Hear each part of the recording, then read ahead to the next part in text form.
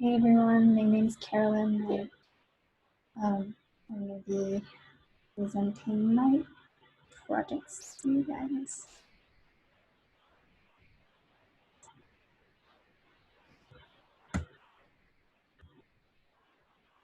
Oops.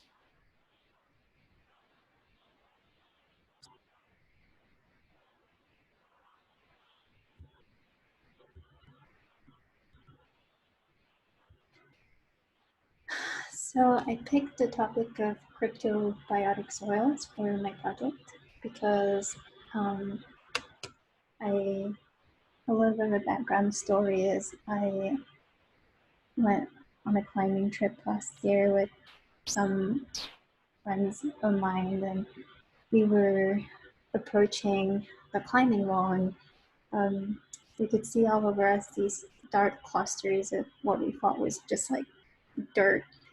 And we were like, this is really cool. This is really weird. It's everywhere. Like, what's it for? And it was really surprising because most of the people that were with me were from Utah, but they didn't really know like what they were. They just were like, oh, they're all over like the desert. Um, so I later learned what they were, and I was really surprised and interested by them. It was fascinating to me. Um, and I also learned, unfortunately, that like pretty much everything, we are kind of ruining it as humans, that we are degrading the soils, and we are kind of disrupting semi-arid and arid ecosystems because of it, because they are so reliant on um, crypto stuff. So yeah, I thought, what if I just had this project be about this and targeted for my friends, for people who like being outside, but also not necessarily my friends, like also people who are younger and people who are older, you know. So that's why I picked this topic. Um, and this is just some pictures of my audience, I guess. My father-in-law here on a canyoneering trip, and this little guy that I found on the internet um, in the desert. So basically, I just want this my project to reach out to these people, you know, like people like us, people like, I mean, maybe not us because you guys are environmental scientists, so you probably heard all about this, but yeah, young generations who go on weekend trips to Utah, to Moab, and go climbing and go hiking all the time out here. Um, so that not only like can we learn more about them, because I'm assuming that a lot of people have actually heard about them, but also that we can be more aware of the environment around us, more aware of our surroundings, more aware of like the way that we're impacting our surroundings. And cryptobiotic soils are only one of the many ways that we are doing that, you know.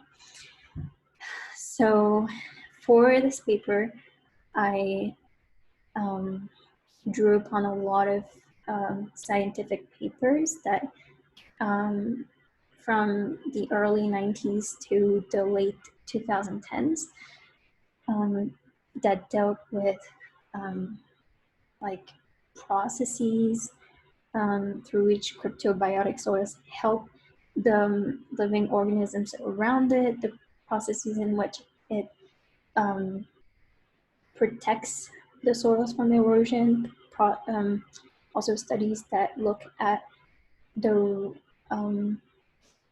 recovery rates for these type of soils after degradation, studies that look at what type of degradations we are imposing upon these soils, and also um, what is the quantitative analysis of how much we have um, impacted these soils, how much have we changed them, how much have we impacted on the overall health of the ecosystems.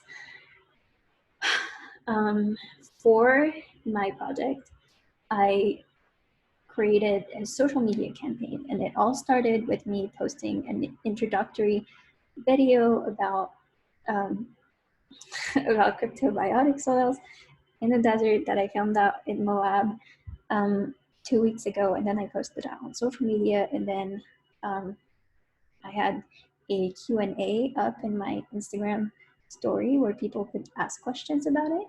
And I was really surprised to see that people were actually asking questions about it. And I was really excited. So I started responding through my Instagram story. And then I started making posts to answer the questions, like more elaborated responses to the more like elaborated questions, I will say. But let's just watch the video first because it's fairly quick, so we can just do that first. Hey, Doris, have you ever heard of cryptobiotic soil?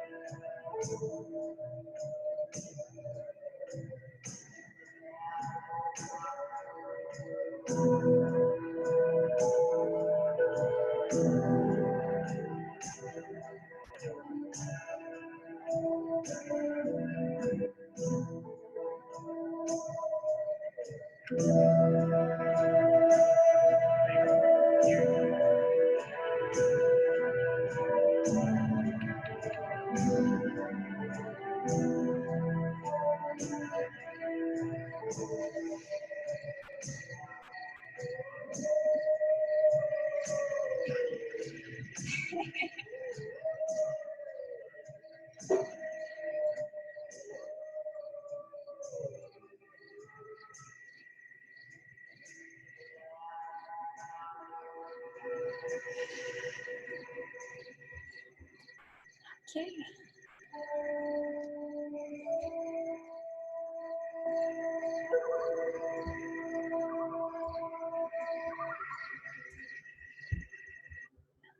So that was my very fun video.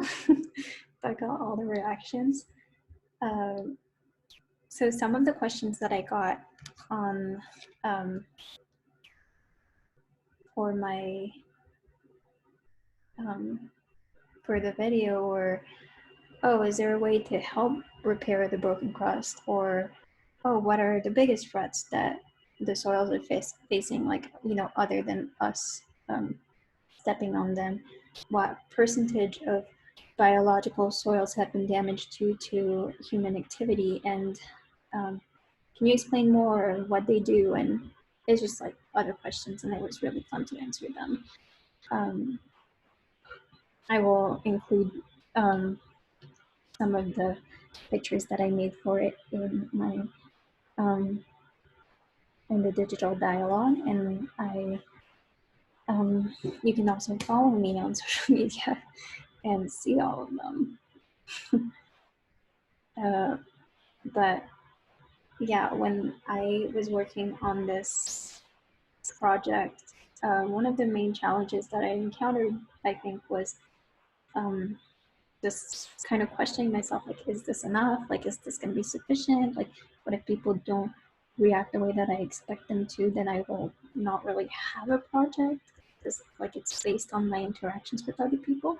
But it actually turned out really well, and I think this was like the biggest surprise of my project is that it got attention, and some of my friends working at the front climbing gym in Salt Lake City saw it, and they reached out to me and they were like, oh, do you want to like post some of it, like take over the front Instagram story like on Monday, and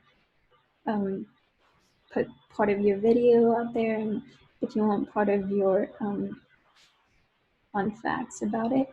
And I was like, yes. So it was really fun to be able to do something outside of like just like my own Instagram account or outside of like my own goals for the classroom, but something that wasn't something I had planned, but then ended up being like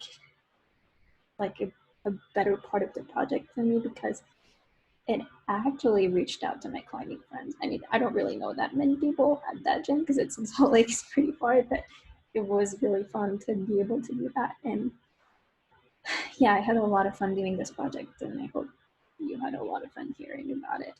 Thanks for watching.